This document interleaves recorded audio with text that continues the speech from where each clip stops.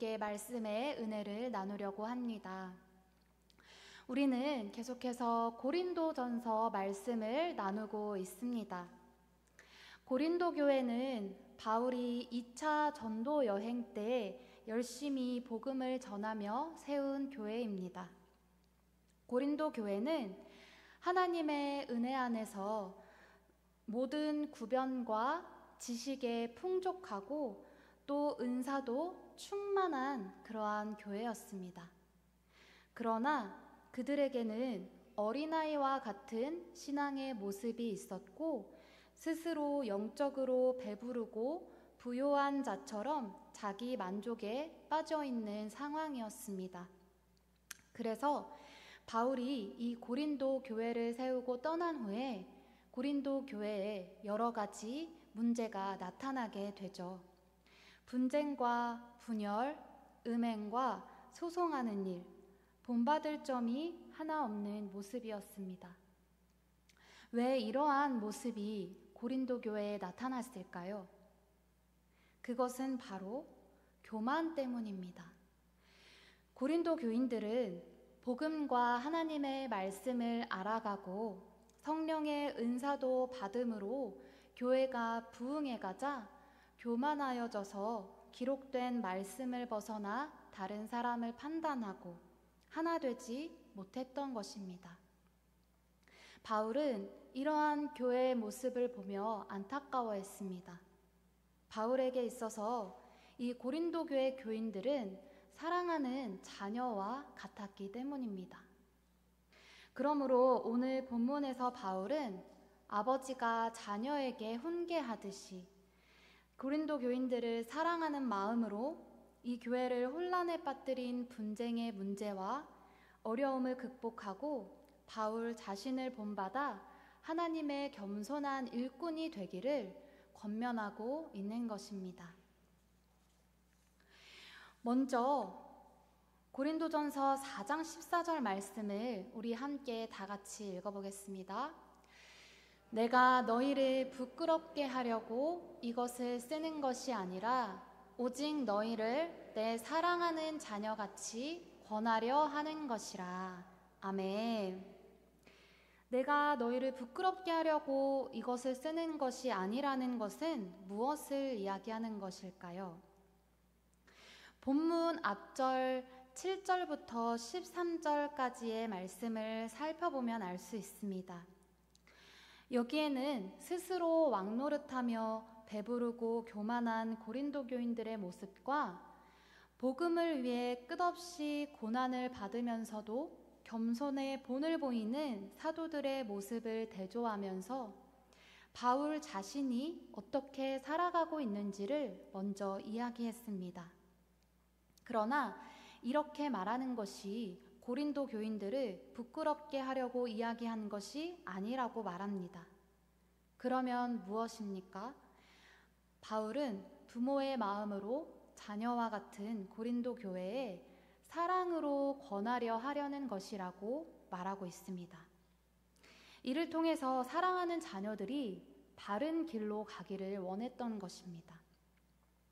이러한 사도 바울의 가르침은 이전과는 다르게 이 밑바탕에 부모가 자녀를 사랑하는 그 마음이 가득 담겨 있습니다.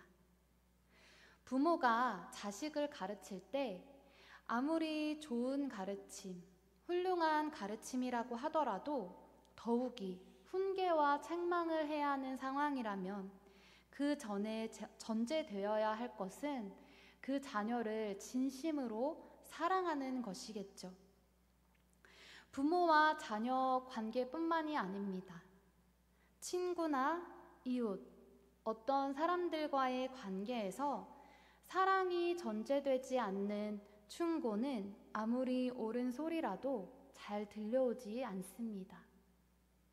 비판을 위한 비판이나 혹은 상대방을 깎아내리기 위한 비판은 일시적으로 깨달음을 줄 수 있을지는 몰라도 진정으로 그 한 사람을 변화시키지는 못할 것입니다. 건전한 비판과 진리 안에서의 책망은 필요한 것이지만 사랑이 없다면 차라리 안 하느니만 못할 것입니다. 그러나 사랑이 바탕이 된 진심 어린 조언이 듣는 사람을 변화시킬 수 있는 줄로 믿습니다. 그렇게 바울은 내가 복음으로써 너희를 낳았다 라고 하며 아버지의 심정으로 지금 고린도 교인들에게 다가가고 있는 것입니다. 고린도전서 4장 15절 말씀을 우리 또 한번 같이 읽어보겠습니다. 그리스도 안에서 일만 스승이 있으되 아버지는 많지 아니하니 그리스도 예수 안에서 내가 복음으로써 너희를 낳았음이라. 아멘. 한 영혼을 변화시키는 것은 일만 스승으로 되는 것이 아니라 이처럼 아버지와 같은 모습이 되어야 합니다. 교회 안에 스승만 많아지면 서로 가르치려고 하기 때문에 마음이 상하기 쉽고 다툼만 일어나게 될 것입니다. 그러나 아버지가 모인다면 한 영혼 한 영혼이 살아나고 세워질 줄 믿습니다. 우리가 하나님 앞에 필요한 모습이 바로 이러한 모습일 줄로 믿습니다. 이 세상에는 많은 스승이 있고 또 많은 제자가 있습니다. 스승과 아버지는 어떤 차이가 있을까요? 오늘 본문의 스승은 안내자이자 보호자 역할을 하는 사람을 뜻한다고 합니다. 또한 이 단어에는 당시 소년들의 생활과 품행을 지도하는 임무를 맡은 그러한 신실한 종들을 의미하기도 합니다. 이렇게 스승의 목적은 제자들에게 자기가 가지고 있는 그러한 지식을 전수하거나 무언가를 가르치는 데 있지만 부모는 한 자녀를 온전한 하나님의 자녀로 자라가도록 양육하기에 해산하는 고통을 마다하지 않습니다. 부모가 한 명의 자녀를 양육하면서 겪어야 하는 수고와 어려움은 아마 저보다 여러분들이 더 잘 아실 것입니다. 여러분 혹시 좋아하는 축구 선수가 있으신가요? 우리나라를 대표하는 축구 선수라고 한다면 단연 손흥민 선수가 생각납니다. 이 손흥민 선수는 우리나라를 대표하는 그러한 선수를 넘어 월드 클래스로 성장하며 전 세계에서 사랑받는 그러한 선수가 되기까지 그 손흥민 선수 옆에서 도운 사람이 있었습니다. 그 사람은 바로 손흥민 선수의 아버지 손웅정 감독입니다. 이 아버지도 축구 선수였는데 이 축구 선수였던 아버지는 이 손흥민 선수가 이제 훈련할 때 옆에서 같이 이렇게 훈련하면서 손흥민 선수의 그 기본기를 다지는 것을 중요하게 가르치며 365일 쉬지 않고 7년이나 이렇게 기본기를 다지는데 오랜 시간을 걸려 함께했다고 합니다. 그러면서 손흥민 선수는 탁월한 기술과 실력만 가진 것이 아니었습니다. 손흥민 선수가 아버지에게 배운 그 축구보다 중요한 가르침이 있었습니다. 바로 겸손하고 올바른 인성을 가질 수 있도록 부모가 모범을 보였기에 여러 어려움 속에서도 이 손흥민 선수가 정말 남다른 겸손함을 지니고 있는 모습을 그 어려움 속에서도 이 손흥민 선수의 그 인성이 더욱더 빛나는 그런 모습들을 우리가 볼 수 있습니다. 이 손흥민 선수의 인터뷰 내용을 이렇게 찾아보다가 한 가지 기사를 읽게 되었는데 이러한 내용이 있었습니다. 실로 사람들은 뛰어난 재능과 능력으로 명성을 얻으면 교만해지기 쉽다. 하지만 손흥민은 내가 더 잘하는 건 팀이 잘해야 가능한 일이라고 하고 경기에서 승리하면 그 공을 동료에게 넘긴다. 진정으로 이러한 태도는 많은 팬들이 그를 사랑할 수밖에 없는 것이다. 라는 기사에서 이 대목을 읽게 되었습니다. 이처럼 한 훌륭한 선수이자 훌륭한 한 사람을 길러내기까지 이 아버지의 지속적인 사랑과 희생, 그리고 헌신이 있었기에 이 손흥민 선수가 정말로 세계적인 그런 훌륭한 선수가 될 수 있었을 것입니다. 마찬가지로 그리스도 안에서 우리는 일만 스승은 있지만 아버지는 많지 않다고 이야기합니다. 그러나 우리 그리스도인들이 진정으로 나아가야 할 길은 바로 아버지의 마음으로 나아가야 할 줄로 믿습니다. 바울에게 있어서 이 고린도 교회는 복음으로 낳은 그런 교회였습니다. 그래서 바울은 고린도 교회의 한 영혼을 향한 그 애타는 마음을 가지고 그렇게 기도하면서 복음을 전하면서 이 교회를 세워나갔습니다. 아버지가 되어 한 생명을 낳기 위하여서는 이러한 해산하는 수고가 있어야 합니다. 그럴 때 우리는 성숙한 그리스도인이 되어가고 이를 통해 우리를 향한 하나님의 사랑도 더욱더 깊이 알아가게 되는 줄로 믿습니다. 고린도전서 4장 16절 말씀에 바울은 이렇게 권면합니다. 같이 읽겠습니다.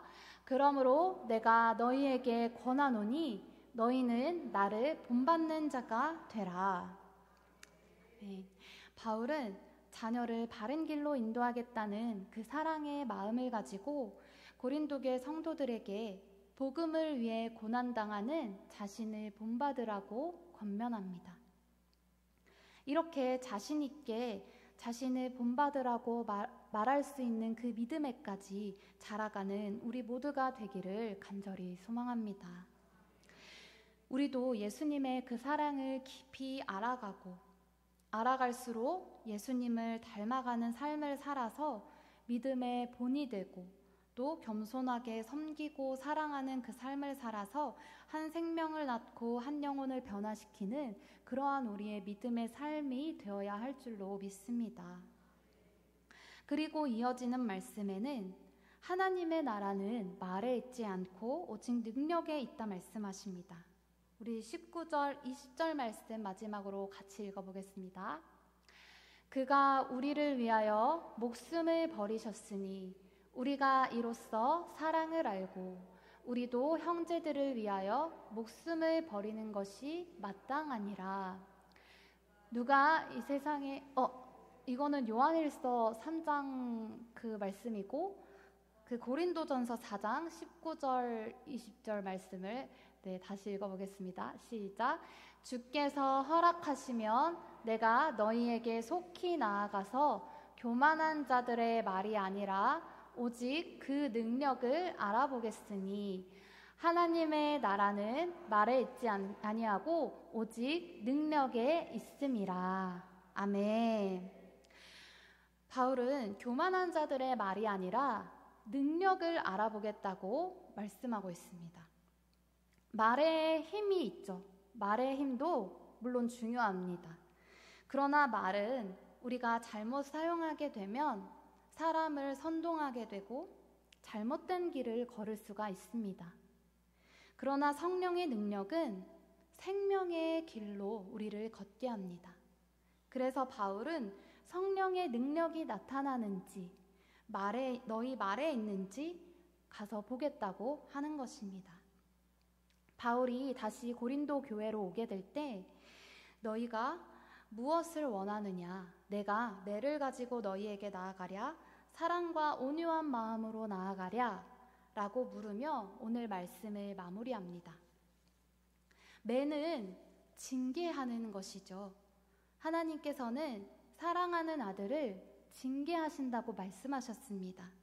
그러나 하나님께서 주시는 징계는 우리를 망하게 하고 부끄럽게 하는 데 있지 않습니다.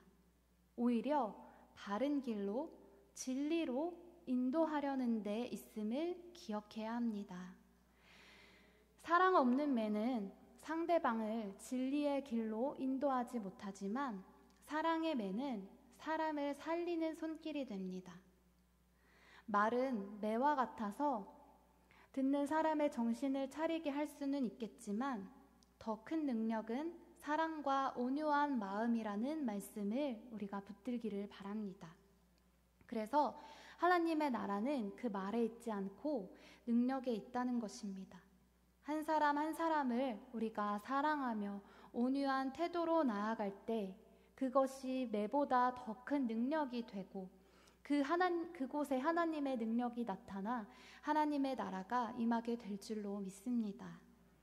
우리 교회에 이러한 영적인 아버지와 같은 사람들이 많이 세워지기를 간절히 소망합니다. 오늘 사도 바울이 이야기하는 이 말씀을 우리 마음 깊이 새기고 예수님이 걸어가신 그 길을 걸어가는 우리 교회가 되기를 간절히 소망합니다. 가르치려고 하는 스승이 되기보다는 죽어가는 한 영혼을 긍휼히 여기고 부모가 자식이 잘 자라고 성장하기를 바라는 그 아버지의 마음을 가지고 아버지의 심정으로 죽어가는 한 영혼을 바라보면서 품고 인도하는 그 아버지의 모습으로 나아가는 우리 모두가 되기를 간절히 소망합니다. 아멘. 우리 다 함께 결단을 찬양하시면서 고백하겠습니다.